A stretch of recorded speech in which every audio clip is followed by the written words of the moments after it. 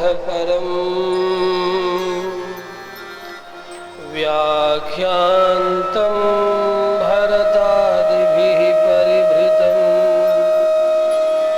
रामं भजे श्यामलम्। रामाय रामभद्राय रामचन्द्राय वेधसे रघुनाथाय नाथाय सीतायाः पतये नमः।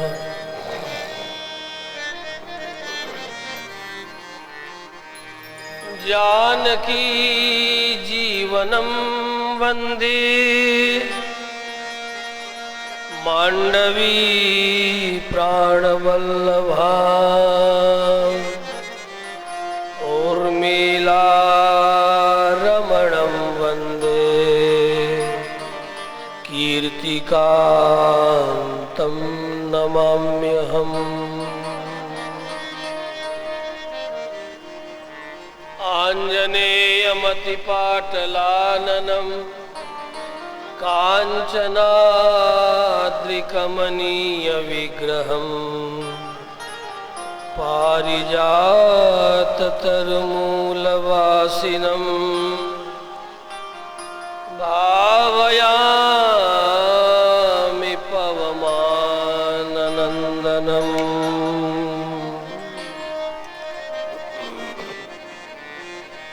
कवीन्द्रं नौमि वाल्मीकिं यस्य रामायणी कथा चन्द्रिकामिव चिन्वन्ति चकोराइव साधवः।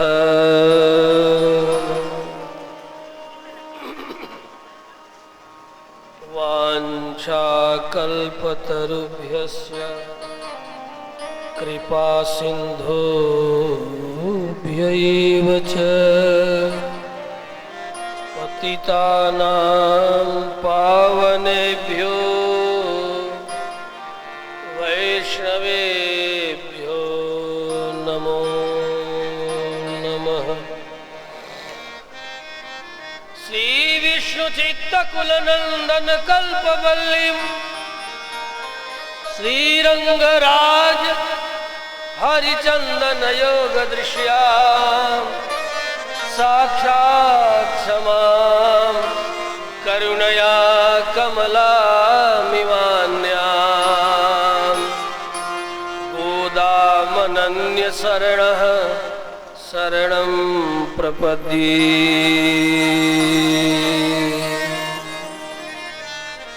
श्रीराम जय राम जय जय राम। श्रीराम जय राम जय राम। श्रीराम जय राम जय जय राम।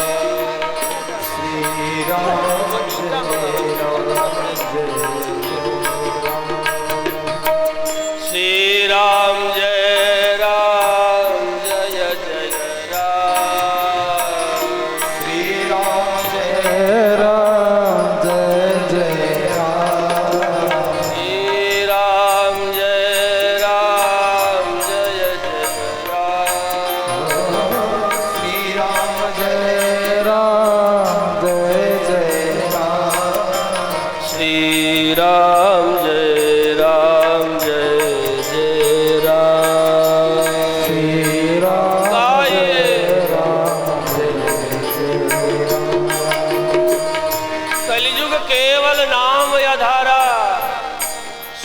सुमिरी नर उतर ही पारा, इसलिए गाइए। श्री राम जय जय जय राम। श्री राम जय राम जय जय राम। श्री राम जय जय राम।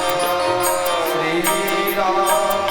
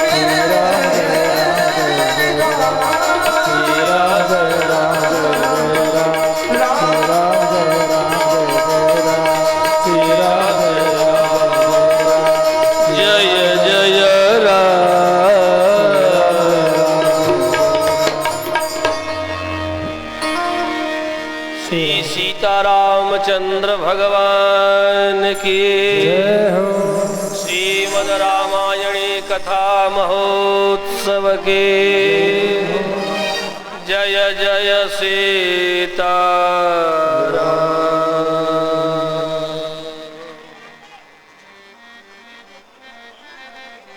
आनंद कंद सच्चिदानंद निखिल हे प्रत्यनीक कल्याणैक तान स्वेतर समस्त वस्तु विलक्षण भगवान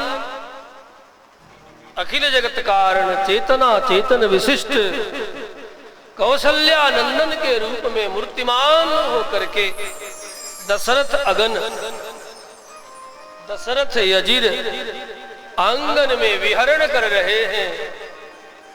आनंद ही मूर्तिमान होकर के विराजमान है। ये कोई सामान्य बालक नहीं है, ये जगत का कारण तत्व ही मूर्तिमान होकर के दशरथ आंगन में मैया कौशल्या के पालने पर झूल रहा है।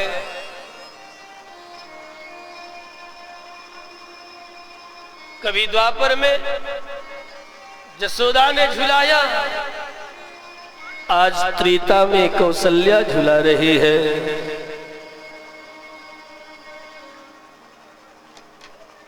और तब तो गोपियां थी। यहाँ घर में ही 350 भगवत चरण में अनुरक्त माताएं बलिहारी जा रहे हैं, नजरें उतार रही है राई और लोन से। हाय मेरे लाला को कहीं नजर न लग जाए। पालने पर झूल रहे हैं, सोने का पलना रेशम की डोरी। बड़ी अद्भुत पलना है गाय।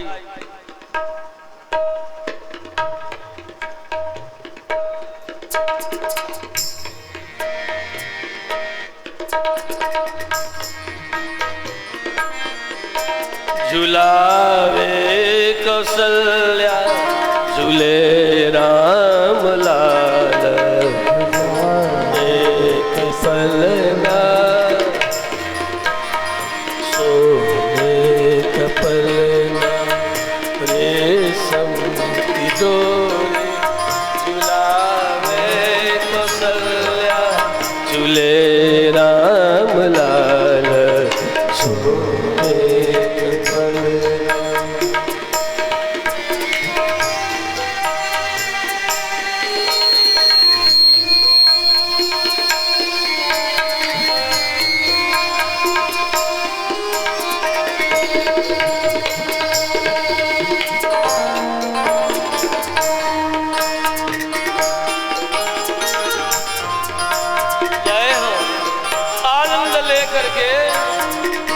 सारी माताएं प्यार के साथ राम लला को झुला रही।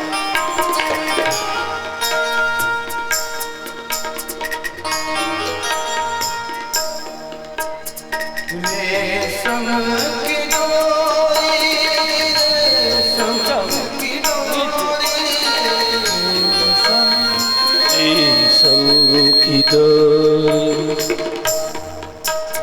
सोने का पलना रेशम की डोरी।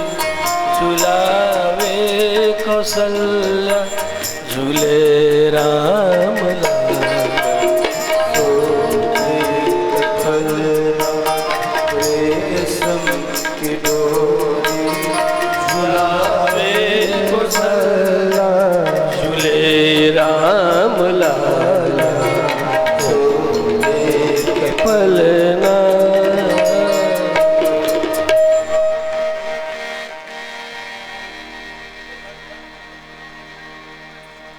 झूला झूले हाय हाय, पलना झूले।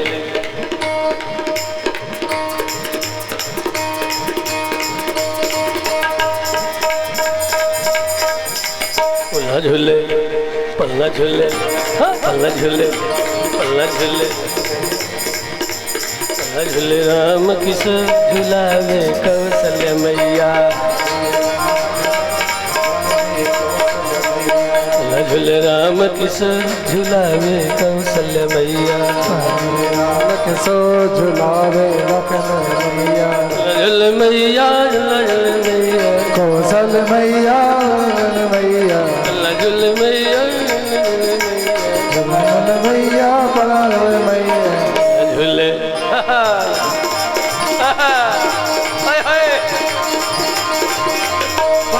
राम किशोर कौशल मैया, झूला झूल राम लला, किशोर झूला मैया।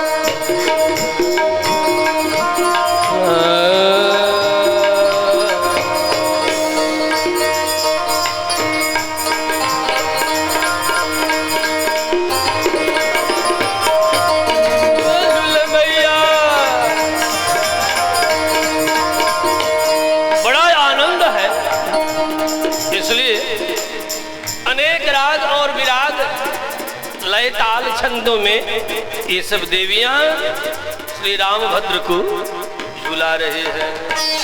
पलना मिलना झूला देख पलना मिलना झुला कौशल्या मैया।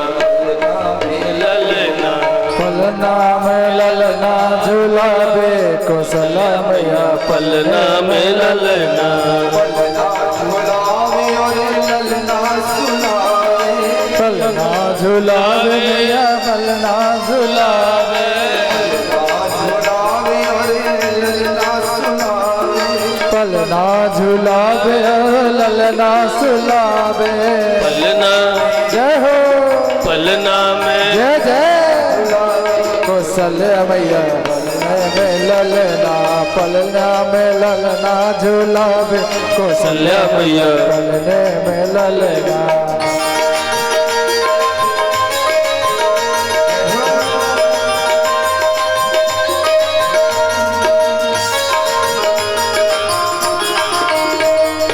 जय जय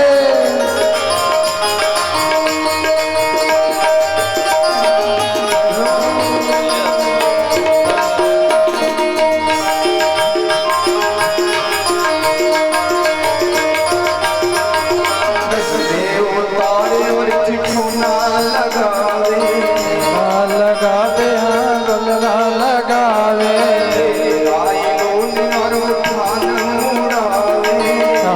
उड़ावे मिठाई उड़ावे पलना में झुलावे कौशल्या मैया पलना में पलना में ललना झुलावे यशोदा मैया पलने में ललना पलना में ललना झुलावे कौशल्या मैया पलना में ललना पलना में ललना झुलावे पलने में ललना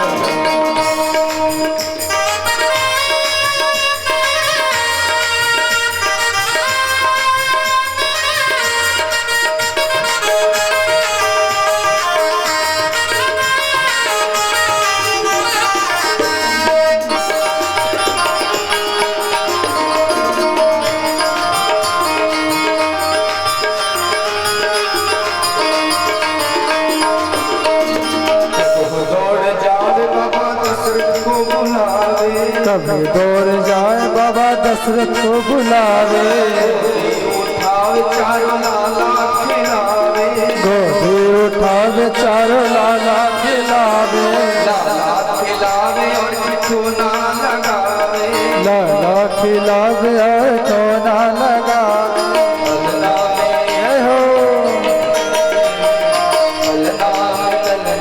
झुलावे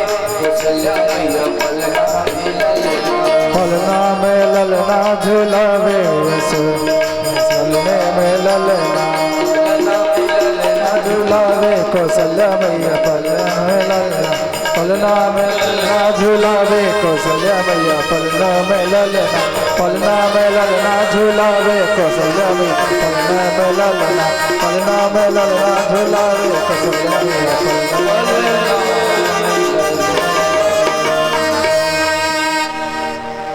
ये कोई ऐसे वैसे बालक नहीं है, ये पर ब्रह्म परमात्मा मूर्तिमान होकर के पालने पर झूल रहे हैं। सब कर परम प्रकाशक जोई राम अनाधि अवधपति सोई। सब कर परम प्रकाशक जोई, समस्त जड़ चेतन को प्रकाशित करने वाले, सबको धारण करने वाले, अंतः प्रविष्ट शास्ता जनाना, समस्त जड़ चेतन का शास्ता है, शासक है, जो समस्त जीवों के हृदय में विराजमान है, वही मूर्तिमान होकर के पालने पर झूल रहे हैं। सर्वस्य चाहम हृदय सन्निविष्टः, स्वतः निवेदन करते हैं कि मैं ही समस्त जीवधारियों के हृदय में बैठकर उनका नियमन करता हूं। जो कह रहे हैं ये वही पूर्ण ब्रह्म परमात्मा मूर्तिमान हो पालने पर झूल रहे हैं। मानसकार ने भी कहा, जगत प्रकाश्य प्रकाशक राम,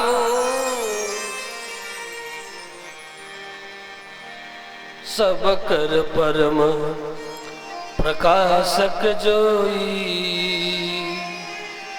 राम अनादि अवधपति सोई,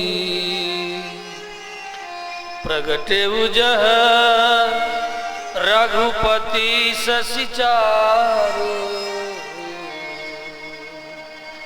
प्रगटे उजह रघुपति ससिचारु, विश्व सुखद खल कमल तुषारो, विश्व सुखद खल कमल तुषारो।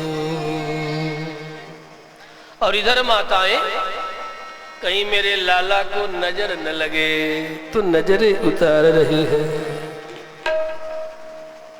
हो कहीं नजर न लगे। भोजपुरी में कौशल्या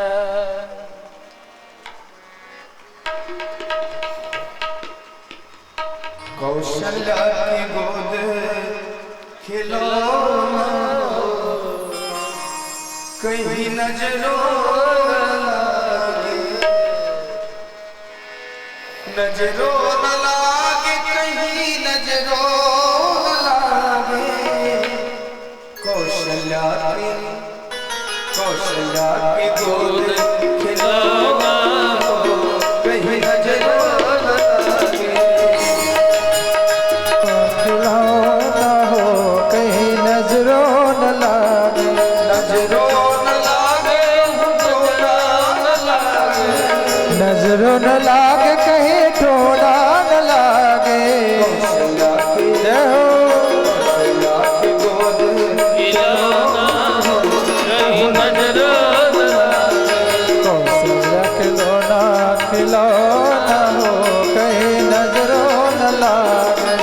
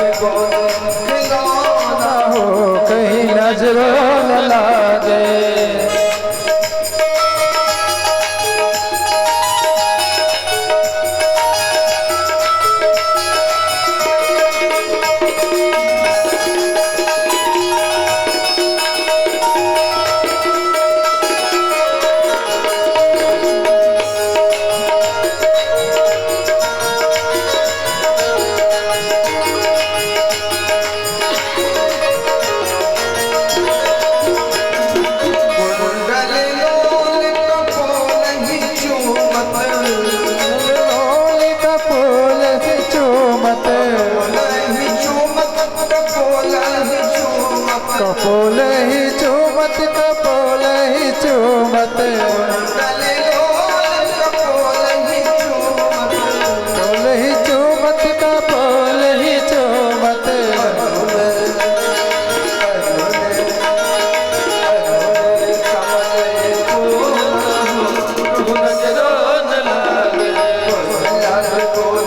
खिलौना हो कहीं नजरों न लागे,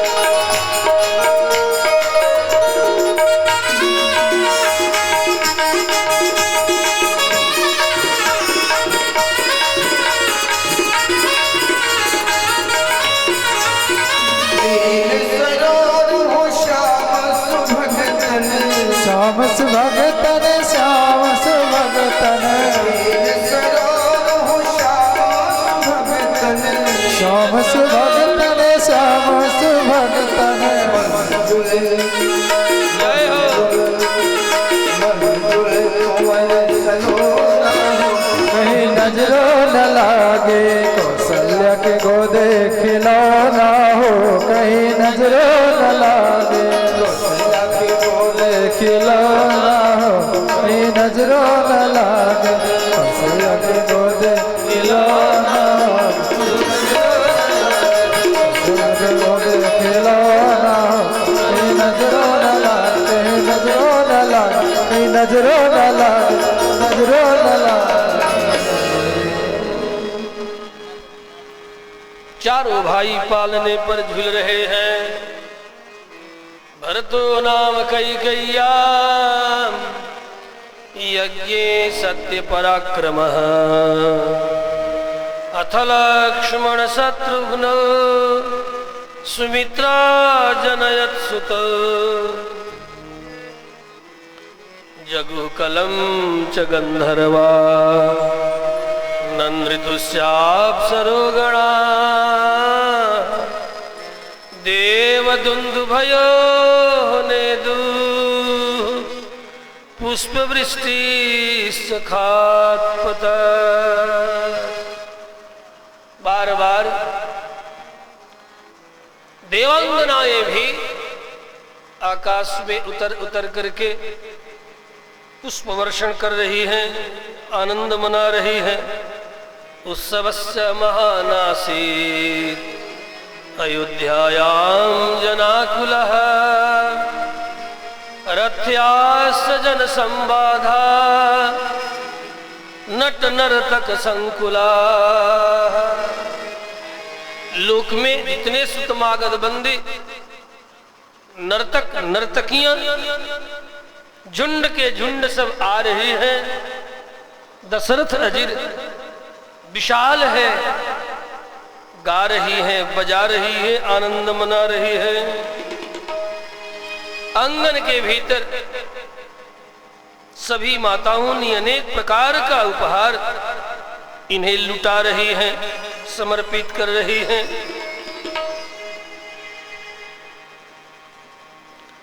विप्रजनों के लिए झुंड के झुंड गोदान किया जा रहा है।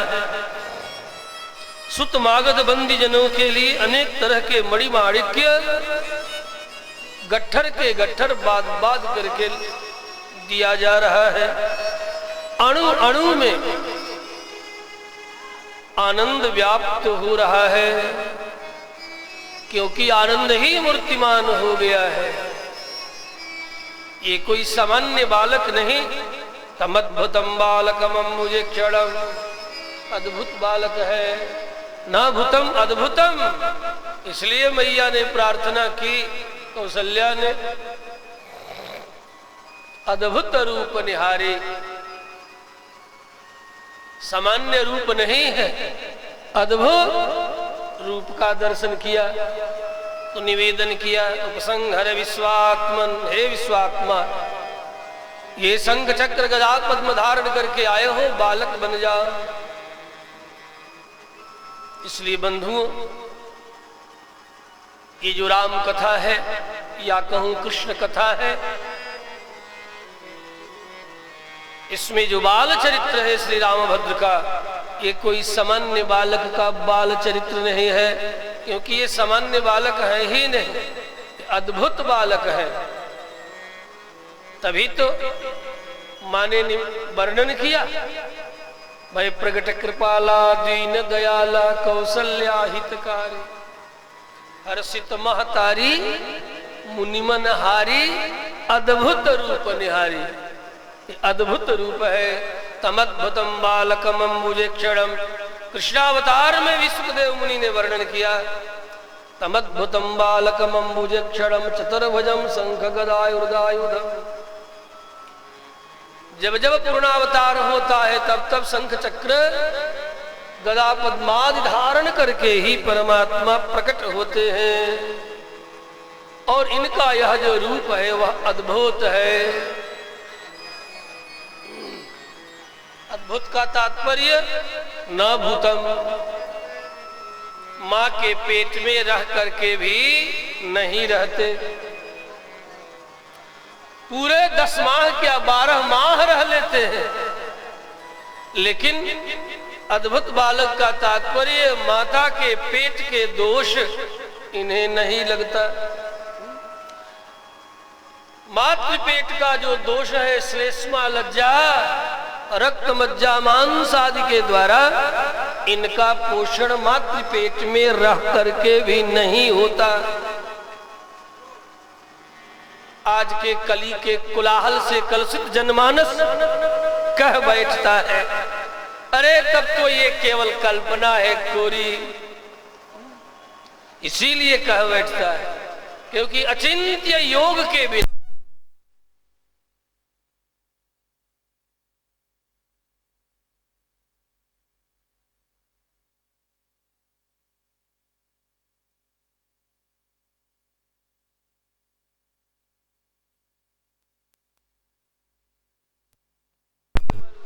परमर्षियों, राजर्षियों, देवर्षियों के चित्त में अनुप्रवेश करके ही उन्हीं की शब्दावली से समझा जा सकता है।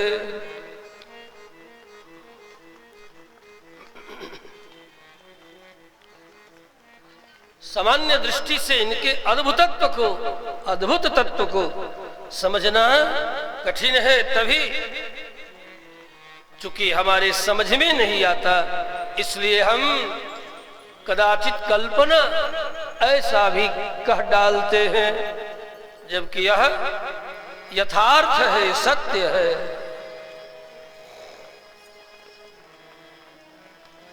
जिनके संकल्प मात्र से सृष्टि का विस्तार हो जाता, उस परमात्मा के लिए कुछ भी अद्भुत नहीं, क्योंकि उनका सारा कृत्य ही अद्भुत है। क्या ये संसार अद्भुत नहीं, आश्चर्य नहीं है? ये जगत ही आश्चर्य है। इसलिए आश्चर्य कार्यकारिणी शक्ति ही माया, ये उनकी माया है। और माया कहते ही हैं जो आश्चर्य में डाल दे। माया की परिभाषा ही शिष्टों ने किया, आश्चर्य कार्यकारिणी शक्ति माया, जो ब्रह्मादि देवताओं को भी आश्चर्य में डाल दे, ऐसी उनकी माया। सामान्य मनुष्यों को, हम सबको आश्चर्य में डाले तो कोई आश्चर्य नहीं, कोई अद्भुत नहीं। ब्रह्मादि देवों को भी आश्चर्य में डाले, ऐसी उनकी, जिनकी माया ही आश्चर्यमयी है, तो उनका चरित्र भला क्यों नहीं आश्चर्य, क्यों नहीं अद्भुत होगा। इसलिए कहा अद्भुत रूप निहारे ना भूतम अद्भुतम। आज तक ऐसा जब भी हुआ है तो यही हुए हैं विविध अवतार धारण करके। कोई कारक पुरुष भी, यहाँ कारक पुरुष का तात्पर्य मुक्त आत्मा भी भगवत संकल्प से जब जगत में आता है तो उसका भी ऐसा जन्म नहीं होता, सामान्य बालकों के तरह जन्म होता है। ऐसे जो कारक पुरुष हुए, शेषावतार रामानुजाचार्य, भगवत पाद शंकराचार्य, वल्लभाचार्य इत्यादि जो आचार्य हुए, इतना ही नहीं, प्रहलाद, नारद, पराशर, पुंडरीक जो आज के महाभागवत कारक पुरुष हैं, प्रहलाद, नारद, पराशर, पुंडरीक, व्यास, अम्बरीक, सुख, सौनक, भीष्मदाल्भ्या,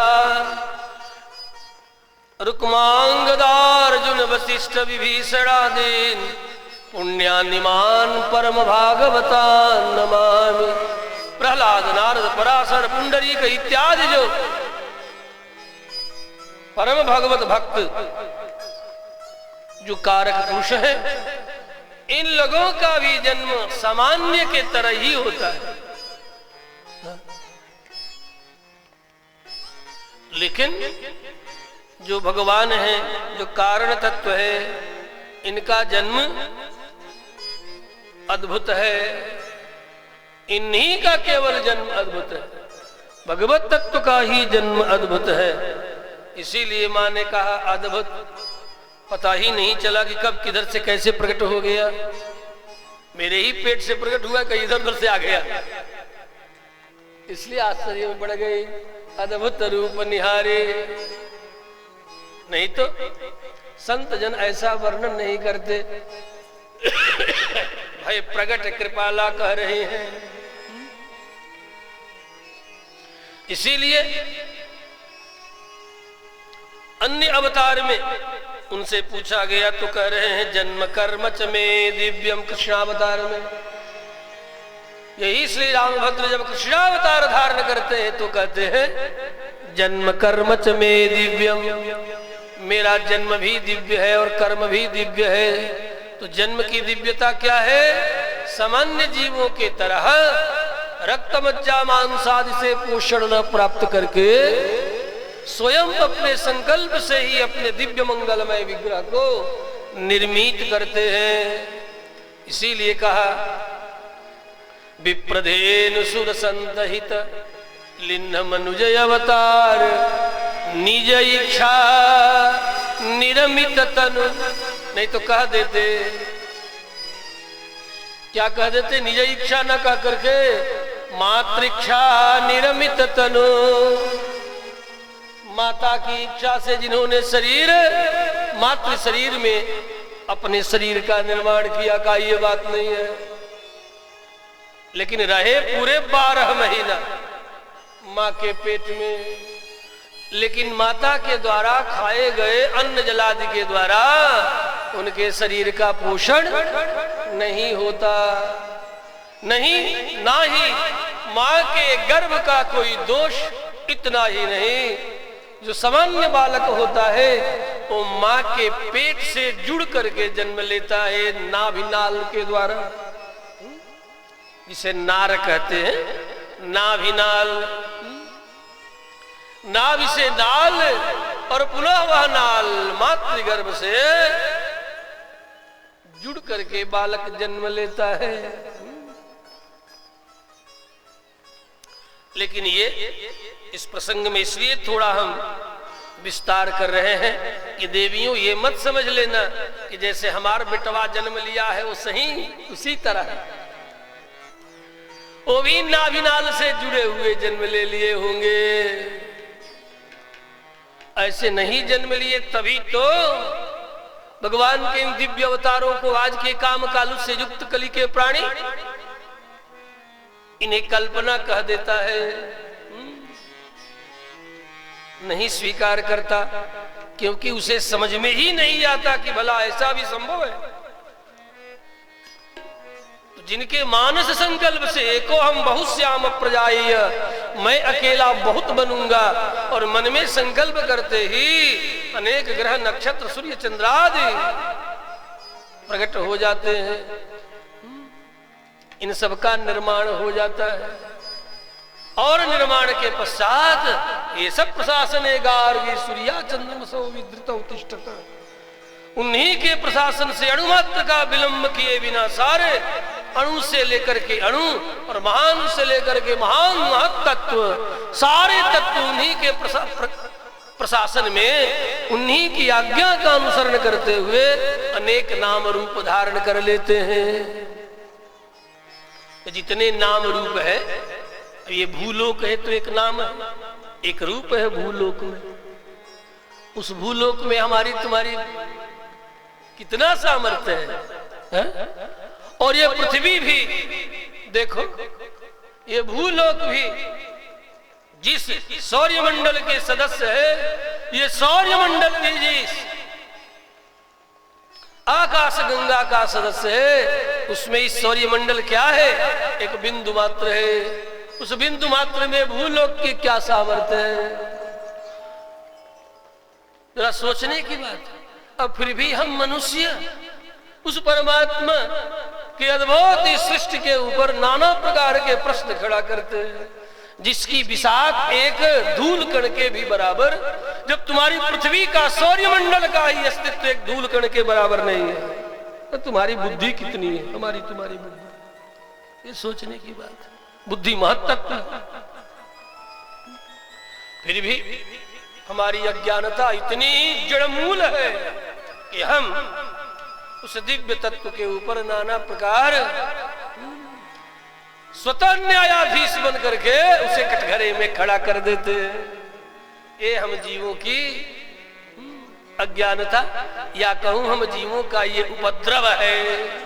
उसी उपद्रव का परिणाम ये जीव पुनरपि जननम पुनरपि मरणम, बार बार जन्म मरण के चक्र में पड़ जाता है। आज उलझा हुआ है, इन्हीं बातों का अपलाप करता है, सोचता है कि हमारी बुद्धि से, हमारे तर्क से सारे तत्व समझ में हमें आ जाए, हमारी बुद्धि से आ जाए। किसी और की बुद्धि पर भरोसा नहीं करता, अपने पूर्वजों की बुद्धि पर भरोसा नहीं करता, परमर्षियों, राजर्षियों, पूर्व पुरुषों की बुद्धि पर भरोसा नहीं करता। हमारी बुद्धि से बस समझ में आना चाहिए, और यदि नहीं आया तो है ही नहीं। यह है कली का कोलाहल। इसलिए इस अवतार प्रसंग में कुछ एक बातें जरा पकड़ करके रखना चाहिए। और मैं प्रथम दिन से ही कहता हूं, देखो देवता भी भगवान के अवतरण के समय नाचते और गाते हैं, लेकिन केवल भगवान का चरित्र नाचने और गाने के लिए ही नहीं है, समझने के लिए है। उस तत्व को समझो, हृदय में धारण करो। जैसे कोई औषध विज्ञानी, डॉक्टर कटु औषधि खिलाने के लिए कुछ अनुपान बता देता है कि दूध के साथ ले लेना, मधु के साथ ले लेना, उसी तरह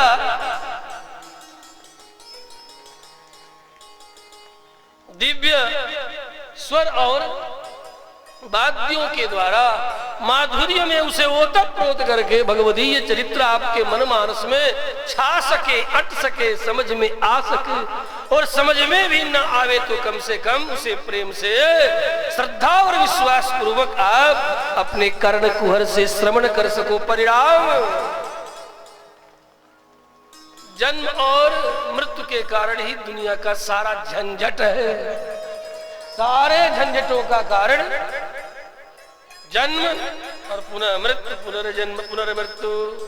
भगवत चरित्र हमें जन्म, पुनर्जन्म और पुनर्मृत्यु से उन्मुक्त करता है।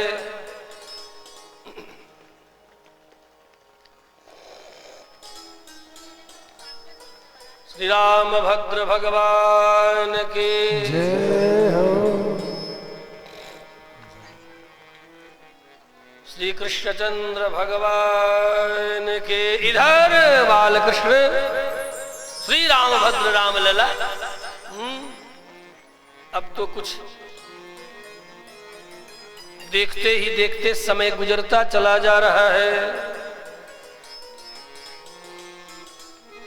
एक दिन गुजरा, 2 दिन गुजरा, 10 दिन गुजर गया। महर्षि वशिष्ठ को 10वें दिन के बाद 11वें दिन नामकरण संस्कार के लिए बुलाया गया। आओ कथानक पर ध्यान दे। 10वें ही नहीं, 10 रात्रियां व्यतीत होने के बाद 11वें दिन नामकरण संस्कार। अब ये नहीं कि गूगल पर सर्च करके, जैसे आजकल चल रहा उटपटांग नाम लोग रख रहे हैं, अनर्थक, निरर्थक।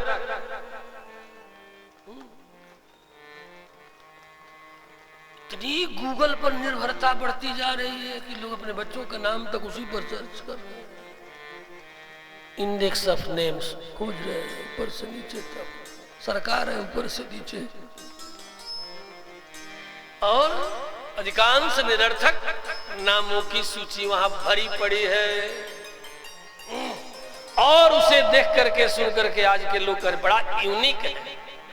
यूनिक अंग्रेजी का शब्द यूनिक, विलक्षण है, अकेला है। नहीं, बेटा बेटियों के नामकरण एक संस्कार है। उस संस्कार को उत्सव पूर्वक मनाया जाए, सभी संबंधियों को भी इकट्ठा किया जाए, आसपास पड़ोस वाली, गाने वाली, बजाने वाली, गाने वाले, बजाने वाले को भी बुलाया जाए। और 10 दिन सूतक 11वें दिन के प्रथम दिवस महर्षि वशिष्ठ को बुलाया गया। अब देखो, श्री रामभद्र भगवान की। आज राजमहल में विशेष चहल पहल है। एक ऊंचा सुंदर सिंहासन, उस पर एक अत्यंत सौम्य तेजस्वी सिद्ध संत विराजमान है। नाम श्री वशिष्ठ जी महाराज। उनके सामने सुंदर 4 आसनों पर क्रमशः श्री दशरथ, श्री कौसल्या, कैकेयी जी और श्री सुमित्रा जी विराजमान हैं। इन चारों की गोद में क्रमशः नन्हे नन्हे सुकुमार सहज सलोने श्री राम चक्रवर्ती के गोद में विराजमान हैं। भरत कौशल्या की गोद में विराजमान है। जरा दृश्य देखो अपनी कल्पना की आंखों से।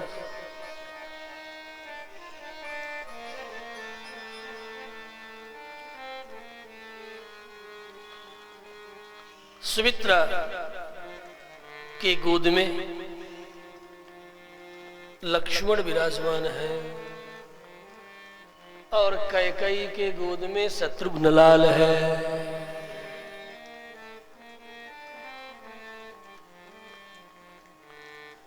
चारों माताएं नारायण, चारों कुमार इन चारों के गोद में विराजमान। नन्हे नन्हे सुकुमार सहज सलोने इनके दिव्य छवि को निहार निहार करके कहीं मेरी नजर न लग जाए, माताएं ही बलिहारी जा रही है। हाय नजर न लग जाए। कभी गोपियों ने गाया था, यहाँ कौशल्या इत्यादि माताएं मना रहे हैं।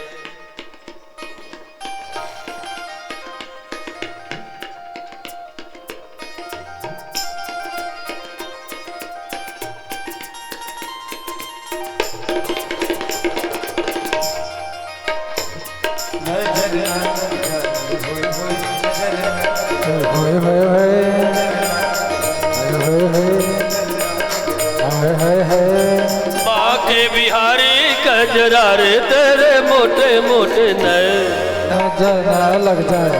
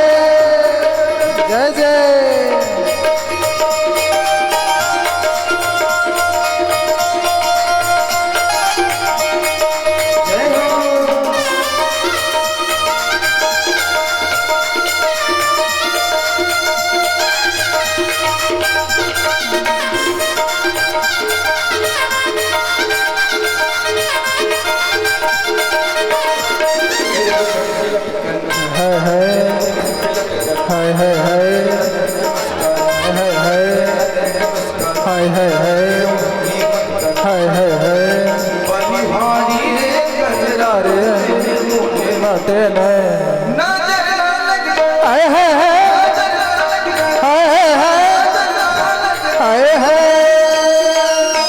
बाके हाय गजरा रे तेरे मोटे मोटे नजर लग हाय हाय हाय हाय हाय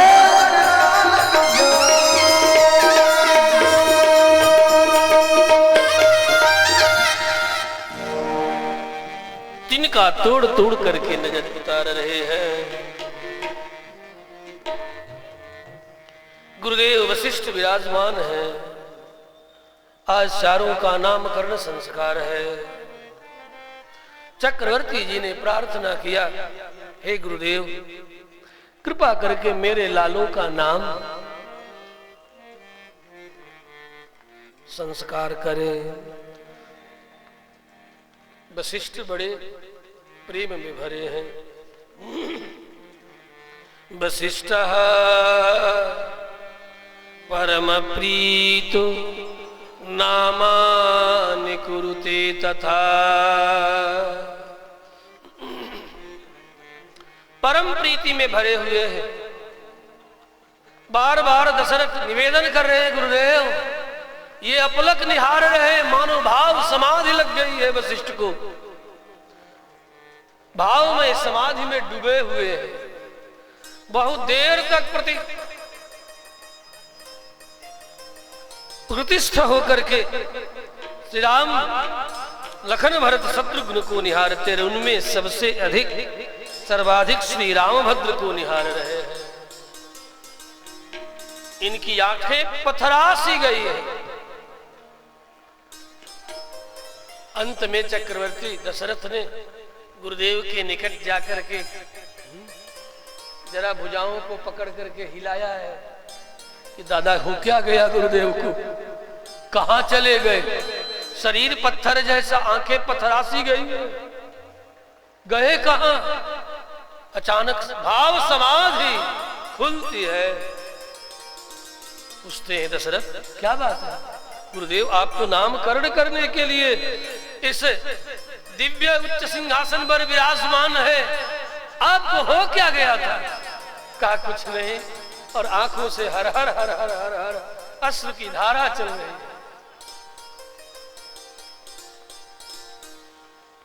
जरूर कुछ आपको हो गया। वाणी नहीं निकल पा रही है,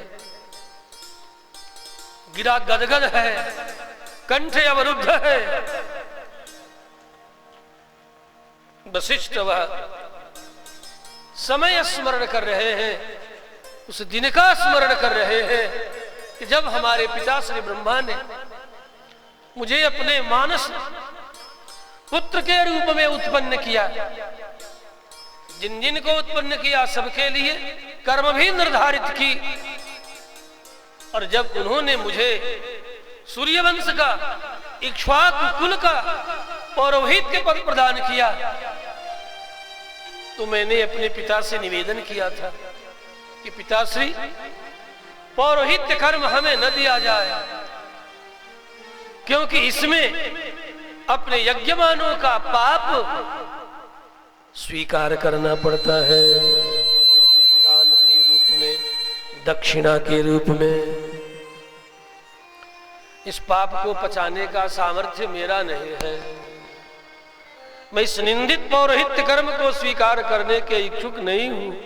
आप मेरे निमित्त कुछ और निर्धारित करें।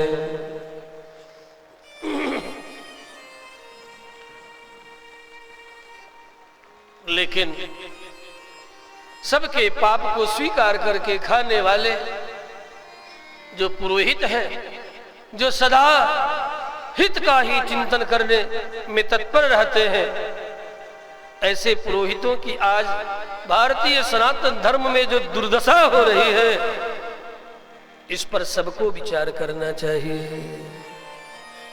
जिस पुरोहित के बिना तुम्हारा कोई संस्कार संभव नहीं,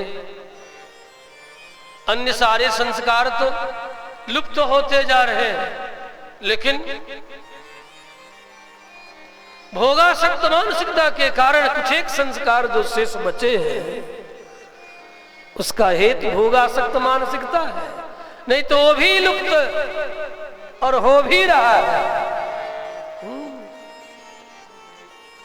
बड़े तामझाम के साथ विवाह संस्कार, अब संस्कार उसमें भी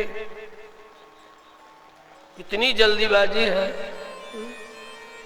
इतनी जल्दी में लोग रहते हैं। उन विज्ञ पुरोहितों के द्वारा संस्कार कृत्य को करने भी नहीं देते, जल्दी करो जल्दी करो, और केवल अपने गाने बजाने में उलझे रहते हैं। और ये देवियां तो और जल्दी जल्दी करते हैं। हाँ, आप लोगों के ऊपर ज्यादा हमारा इस विषय में थोड़ा दबाव है। संस्कार को, शास्त्रीय संस्कारों को ठीक ठीक होने दो, जल्दी जल्दी मत करो। उन संस्कारों के द्वारा तुम्हारा जो अन्नमय कोश से लेकर के विज्ञानमय कोश है, सारे कोषों तक वह संस्कार रिकॉर्डेड होता है। संस्कार में रिकॉर्डिंग,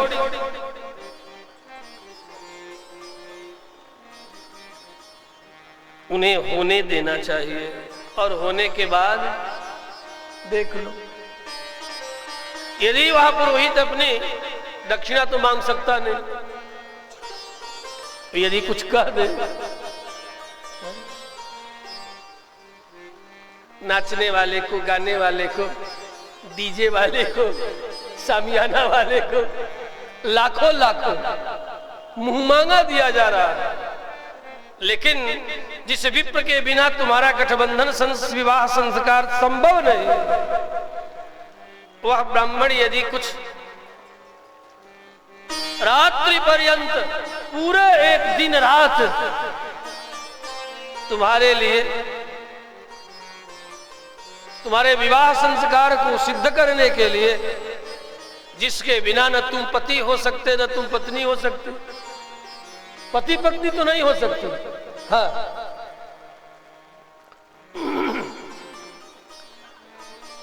पशुचर्या के तरह भोगासक्त होकर के संतान उत्पन्न कर सकते हो, लेकिन उसकी संज्ञा पति और पत्नी नहीं। तो पशुचर्या है, पशुता है, क्योंकि तुम्हारी संस्कृति में पति का भी विशिष्टार्थ है और पत्नी का भी विशिष्ट अर्थ है। पत्युर्नो यज्ञ संयोगे, यज्ञ करने कराने का अधिकार जब प्राप्त होता है तो वह पत्नी कहलाती है। इसलिए महर्षि पाणिनि ने पत्नी के लिए एक सूत्र ही बना दिया, पत्युर्नो यज्ञ संयोगे। यज्ञ में बैठ करके, यज्ञ में बैठने का अधिकार आपको प्राप्त हो। किस यज्ञ में? समान देव यज्ञ से लेकर के संतान यज्ञ तक। संतान उत्पन्न करना भी एक यज्ञ है। पंचम्यावाहुता वापः पुरुष वचसो भवन्ति। पांचवी आहुति जब पति के द्वारा, किसी के द्वारा नहीं, पति के द्वारा, पत्नी के, पाणी ग्रहीता पत्नी के पेट में पड़े, तब उस यज्ञ का नाम है संतान यज्ञ। नहीं तो वह पशु यज्ञ होगा, पशुता होगी। और उस पशुता का परिणाम, जैसे पशु नहीं पहचानता, तभी तक पहचानता है अपनी माँ को, बाप को तो जानता ही नहीं, जब तक आंखें नहीं खोल लेते, और कुछ एक दिनों के बाद उसे भी नहीं पहचानता। यदि हम पशुता करेंगे, पशुता पर उतारू होंगे, तो परिणाम, आज लोग आए दिन, हम बाबाओं को कम कष्ट लोग नहीं देते, बाबाओं को आए दिन लोग अनेक आते रहते हैं कि बाबा बेटा नहीं सुन रहा है। अब तो सामने किसी से कुछ कहते नहीं, लेकिन सभा में जरूर कहते हैं, क्योंकि सभा में कोई एक सामने नहीं होता और कोई एक अपने पर लेता भी नहीं, और बात हम कह भी देते हैं। यदि तूने अपने जीवन में पशुता किया तो परिणाम यही होगा।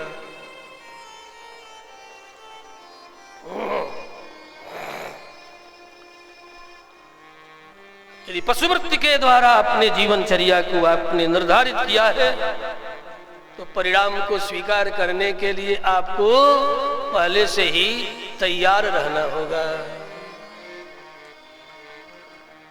मनुष्य इसीलिए मनुष्य है कि इसके पास विशिष्ट मन है। मननात् मनुष्य, इसमें मनन करने की क्षमता है। ये क्षमता भूलोक में किसी अन्य प्राणी को नहीं प्राप्त है। मनुष्य का अर्थ ही है मन ज्ञाने धातु से मनुष्य बना है, जिसमें ज्ञान और विज्ञान को धारण करने की क्षमता है।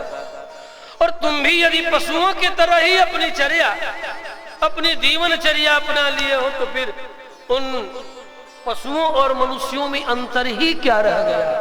मनुष्य पशुवत मां भूत, मन वाला मनुष्य पशु के समान न आचरण करे। एतदर्थे प्रवर्तते धर्मशास्त्रम, यह श्रीमद् रामायणी कथा इतिहास तो है ही, वेद वेदार्थ का उपब्रह्मण है, अर्थ है, इसलिए यह धर्मशास्त्र भी है, हमें अनुशासित करता है इन दिव्य चरित्रों के माध्यम से। इसीलिए श्रीमद् रामायणी कथा, श्रीमद् भागवतादि की कथा आपके पूर्वजों ने बार बार कहा है, सुना है, अनुशीलन किया है, करना चाहिए। तो पौरोहित्य कर्म जो जन कराते हैं उनके प्रति सम्मान की अभिव्यक्ति समाज में जब तक बना रहे, निश्चय उसकी संस्कृति उत्तरोत्तर उन्नयन की ओर अग्रसर होती रहेगी। वसिष्ठः परम प्रीत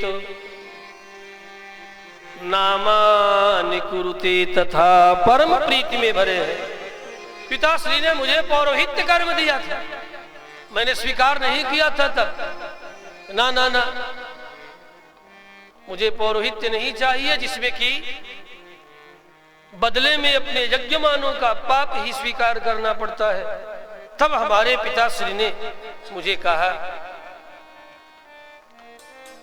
कि देख वशिष्ठ, तू सोच ले कि इसमें सोचना क्या है। मैं ये निंदित कर्म नहीं स्वीकार करूं जिसमें अन्यों का पाप स्वीकार करना पड़े दान के रूप में, दक्षिणा के रूप में। कहा बेटा, निश्चय ही तुझे मैं पौरोहित्य सूर्यवंश का दे रहा हूं, उसके साथ साथ एक लाभ भी तेरे जीवन में प्राप्त होगा। जन्म जन्म यत्न करके भी जो परमात्मा शीघ्र प्राप्त नहीं होता, उसी की अंगुली पकड़ करके तू कहेगा बोल का खा पढ़ाएगा। जो सारे जगत को पढ़ाने वाला है, सारी विद्या जिसके चरणों में निवास करती है, उस विद्यापति को विद्या प्रदान करोगे, सारे जगत में तुम्हारा बड़ा नाम होगा। उन्हें शिष्य बना करके, जो सारे जगत के गुरु है, स सर्वेषाम अपि गुरु कालेन अवच्छेदात्, जो सबका गुरु है, जो सबको ज्ञान प्रदान करता है, समस्त ज्ञान विज्ञान उसी के चरणों से निःसृत हुए हैं, वह परमात्मा तुम्हारे चरणों में बैठ करके मूर्तिमान तुमसे विद्या प्राप्त करेगा। और उसके हाथ में पेंसिल पकड़ाकर, लेखनी पकड़ाकर तू कहेगा लिख लिख राम, हे राम लिखो का, तो हाथ पकड़ा करके का खा गा आ ई उ री ली पढ़ाओगे। सोच लो परब्रह्म परमात्मा आनंद ही मूर्तिमान होकर के तुझे शिष्य के रूप में प्राप्त होगा, जिसे प्राप्त करने के लिए जन्म जन्म लोग यत्न करते रहते, फिर भी उसका नाम तक मुख से नहीं आता। मिलना तो बहुत दूर की बात है। जन्म जन्म मुनि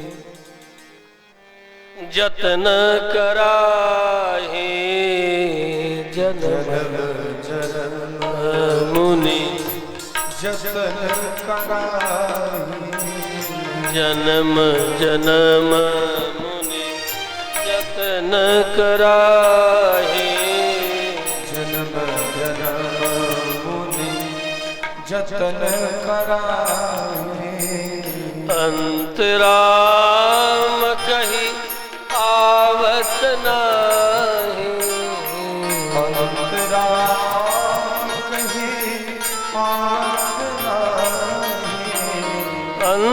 अंतराम कहीं आवत नाही, अंतराम कहीं आवत नाही। जन्म जन्म मुनि जतन कराए, जन्म जन्म पुनि जतन कराए, जन्म जन्म मुनि जतन कराए, जन्म जन्म पुनि जतन कराए।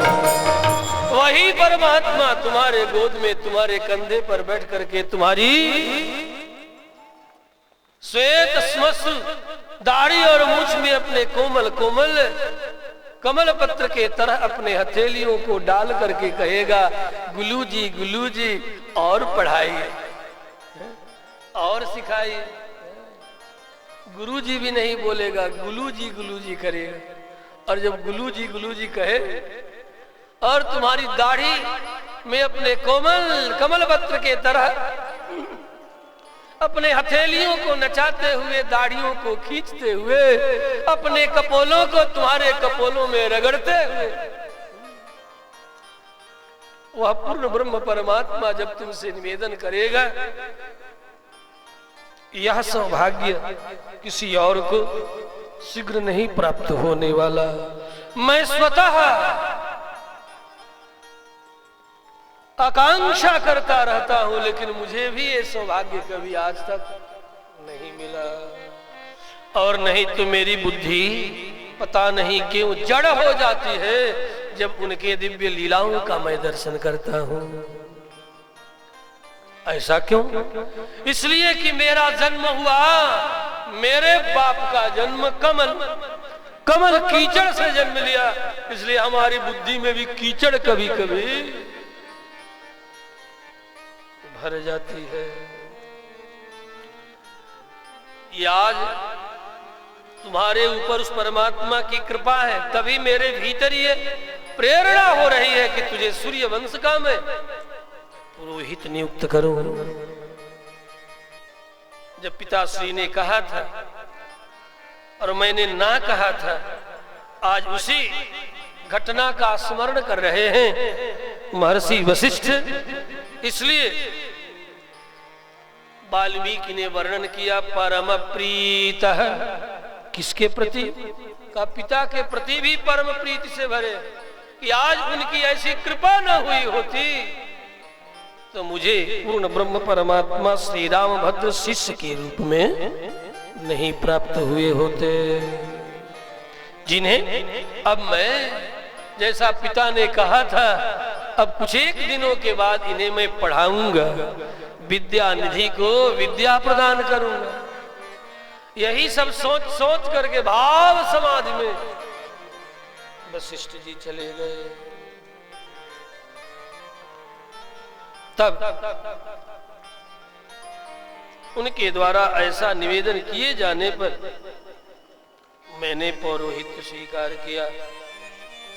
तब पिताश्री ने कहा था, देखो तुम्हारे जो अग्रज हैं, सनक सनंदन सनातन सनत कुमार, ये चारों कुमार जैसे केवल और केवल भगवत भजन में ही अपने चित्त को लगाए रहते हैं, लेकिन वे आज भी भगवत भजन ही कर रहे हैं। उन्हें ये सौभाग्य नहीं मिला, तुझे ये सौभाग्य मिलेगा। और आज जब वशिष्ठ देखते हैं तो गदगद हो गए हैं, आंखों से अश्रुवर्षण हो रहा है, गला अवरुद्ध है।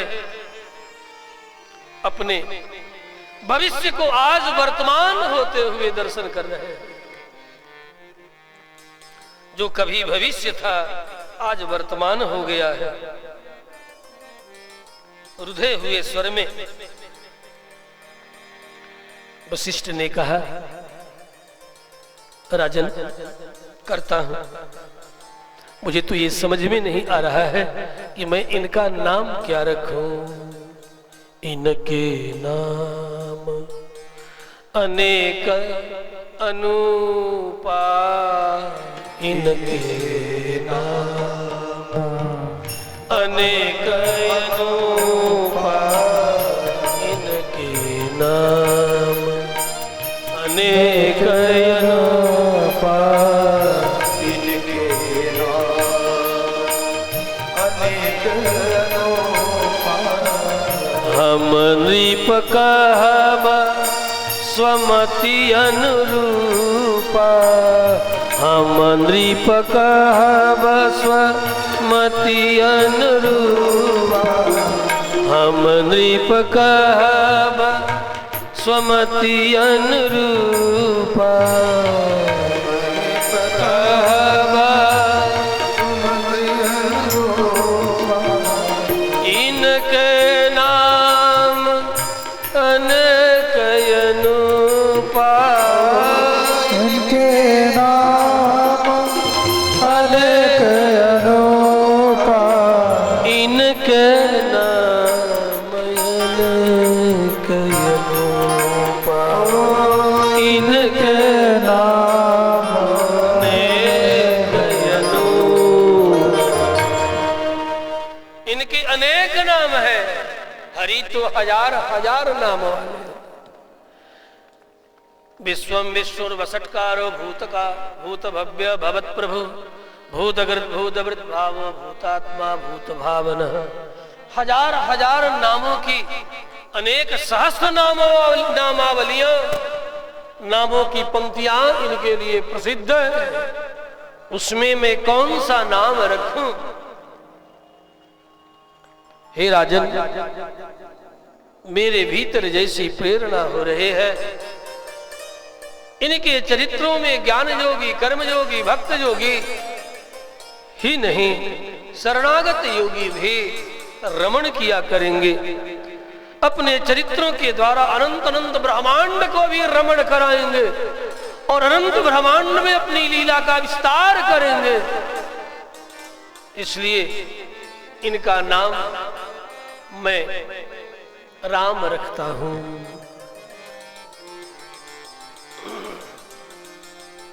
यद्यपि इनके नाम अनेक हैं, फिर भी इनका मैं नाम राम रखता हूं। तात्पर्य, ये कोई सामान्य नाम नहीं है राजन। जो परब्रह्म महिषी को साक्षात अपने पत्नी के रूप में ग्रहण करेंगे, इसलिए भी ये राम कहलाएंगे। राम का तात्पर्य अर्थ है रा गृहीता पत्नीत्वेन सा लक्ष्मी ही अतएव रामः। सीता येन सह रामः, जिनके द्वारा सीता जो भगवती महालक्ष्मी की अवतार भूता है। पुराणांतर में राघवत्वे भवत सीता रुक्मिणी कृष्ण जन्मनि, जो परब्रह्म महिषी लक्ष्मी है, जो लक्षण है परब्रह्म का, परमात्मा का लक्षण होने के कारण इनका नाम लक्ष्मी है। लक्षणत्वात् लक्ष्मी। परमात्मा वही होता है जिसकी पत्नी लक्ष्मी होती है। लक्ष्मी नहीं है तो परमात्मा नहीं है। इसलिए श्रुतियां भी कह रहे हैं, श्रुतियों से भी पूछा गया, वेदों से पूछा गया कि परमात्मा का लक्षण क्या है। तो श्रुतियों में पुरुष सूक्त के अंतिम 27वें मंत्र में कह रहे हैं वेद भगवान, सृष्टते लक्ष्मी सपत्नियों, जिनकी लक्ष्मी पत्नी है उसके होने के कारण ही जो परमात्मा कहलाते हैं, यदि वो न हो तो वे भी परमात्मा न हो। इसीलिए युवत्वादौ तुल्यौ, पूर्वाचार्य कहते हैं ये दोनों तुल्य है। मृदिम पति पारार्थ्य करुणा, और जीवों पर कृपा करके ही दो पृथक विग्रह धारण करते हैं। लक्ष्मी और नारायण ये दोनों एक हैं, लेकिन जीवों पर कृपा करने के लिए दोनों अलग अलग विग्रह धारण करते हैं। इसीलिए भारतीय सनातन संस्कृति में पति और पत्नी मिलकर के एक होता है, दो नहीं होता है।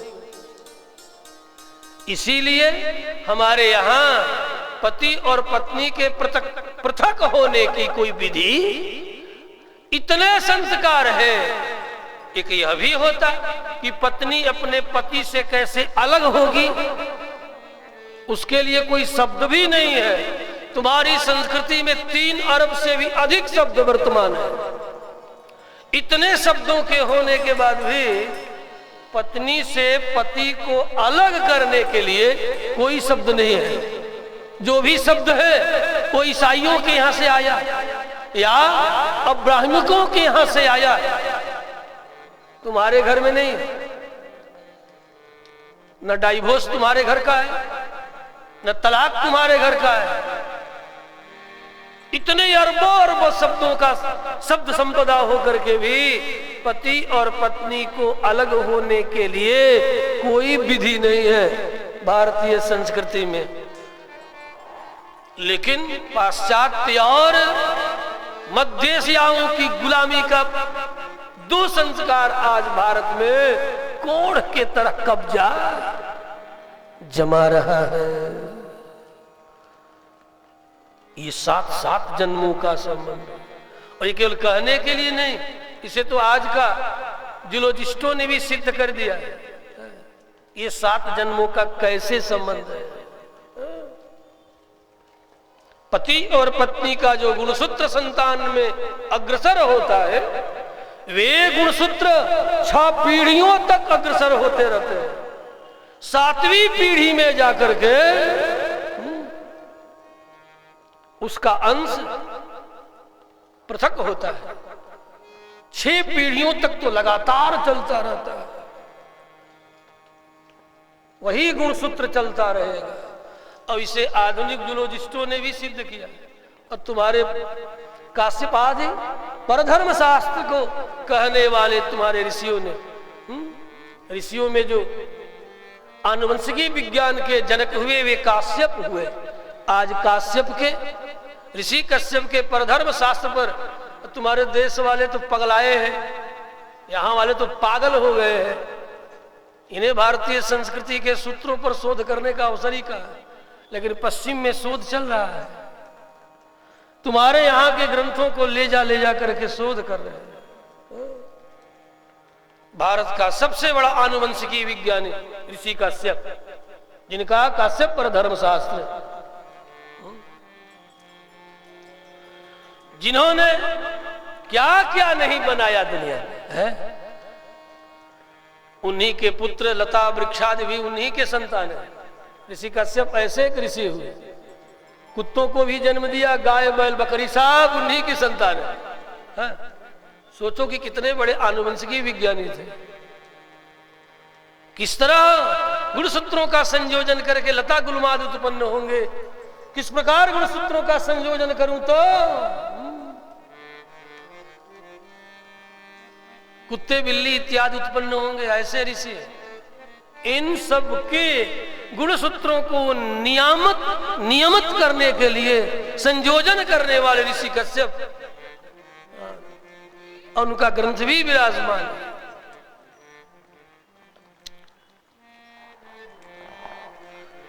श्री रामभद्र भगवान की। तो इनका नाम होगा, आओ प्रसंग पर, राम, जो भगवती लक्ष्मी को पत्नी के रूप में धारण करेंगे। सीता साक्षात स्वयं लक्ष्मी, ऐसा। पुनः कौशल्या जी के मंगलमय गोद में भरतलाल, चूंकि नाम पहले से प्रसिद्ध है इसलिए व्यास को कहना ये व्यवस्था है। वशिष्ठ ने निवेदन किया कि हे राजन, ये अपने गुणगणों के द्वारा भगवान श्रीहरि की प्रीति रूप गुणगणों के द्वारा सारे जगत को भर देंगे।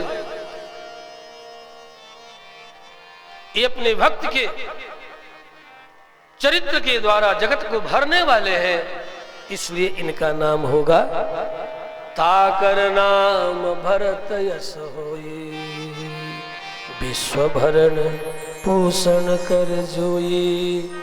विश्व का भरण और पोषण के और अन्न जलादि के द्वारा ही नहीं होता है, दिव्य गुणों के द्वारा विश्व का भरण पोषण होता है। लाख अन्न जल भरा रहे, लेकिन सात्विक शुभ गुण यदि विश्व में सबके हृदय में विराजमान न हो, दया न हो, करुणा न हो, सत्य न हो, प्रेम न हो, तो लाख अन्न जलादि भरा रहे ये पृथ्वी, या वो नहीं भर सकते, भरण पोषण नहीं हो सकता। इसलिए विश्व का भरण पोषण प्रेम के द्वारा होता है, करुणा के द्वारा होता है, सत्य के द्वारा होता है, दया के द्वारा होता है, तप के द्वारा होता है।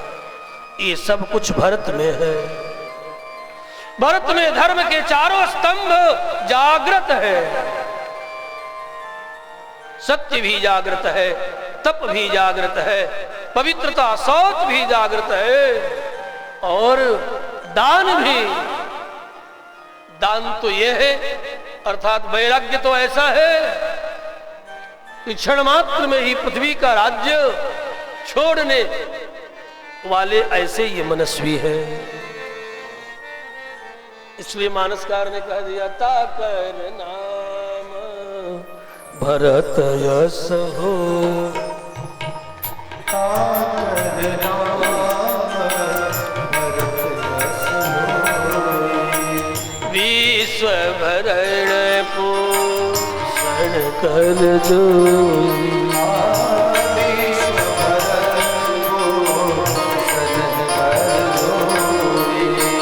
ताकर नाम भरत यश हो,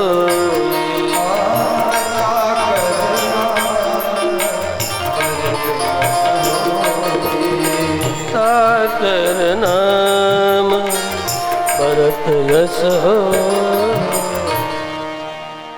लक्षण धाम राम प्रिय, सकल जगत आधार,